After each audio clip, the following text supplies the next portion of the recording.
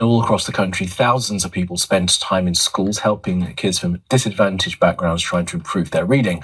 But charities are warning much more support is needed to meet the still rising demand. Let's speak to the Chief Executive of the Bookmark Reading Charity, Frankie Smith. Frankie Smith, morning to you. So tell us what the problem is here, first of all. So in a couple of weeks' time, when we come to the sort of start of the summer holidays, 1 in 4 children in primary schools across the country are going to be leaving unable to read well. So picture that's 8 to 10 in every average class. And so there's a real crisis for us to try and tackle here. And how do we tackle that crisis? By just reading with them as much as we can? Yeah, so we're Bookmark Reading Charity is part of a collective with some other organisations. So we've just released some information this week.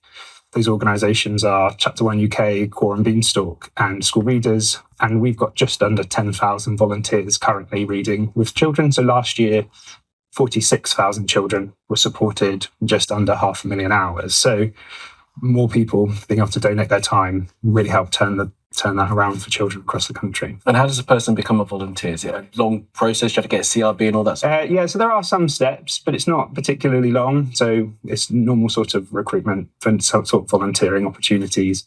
But once you're ready and you're good to go, you're able to sort of meet child once a week in a variety of settings and able to read with them, share stories, enjoy books together, and really change their lives. I suppose for this generation, it's completely different to how it was when we were younger. There's just the prevalence of screens, and there's always that reporting that you find kids going into reception class trying to swipe books. So how do you encounter the book? Yeah, and I think part of that is around book ownership. So there's loads of children in this country that don't have a book at home. The first time they may see a book is when they go to school.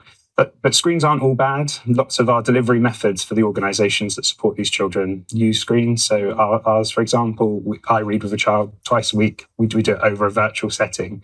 But we're sharing a real story. The stories are there. We're able to listen. I'm able to help them with words they find particularly tricky. So there is a use for screens in some of this, but it is a great example. How much do you need to be sort of able to teach them a little bit, not just read, but able to sort of correct their grammar in places and that sort of thing? How much is that? So a huge part of it, I'd say, is largely around reading for pleasure. So just finding an enjoyment in reading. So I would say I don't overly correct children when we're doing the sessions, and most of our volunteers across those organisations don't either. It's just trying to drive an enjoyment. And so, you don't have to be a trained teacher. You don't have to be someone who understands phonics. You don't have to be someone that's able to spell. You just have to be able to read yourself and be able to listen. That's ultimately it. And you say you work with kids and you've worked with kids. How have you seen the kids go from sort of the beginning when you first come into later? Are you able to give them a love of 100%.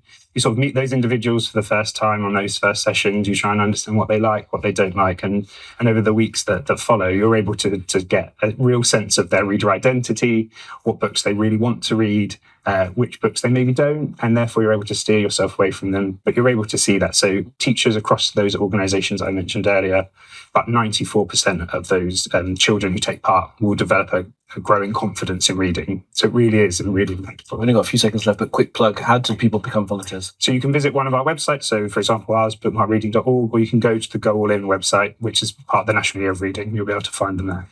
Should do that indeed. Frankie, fantastic. Thanks very much for being with us, and all the best with all your work. We should all be doing that as much as we can if we have the time.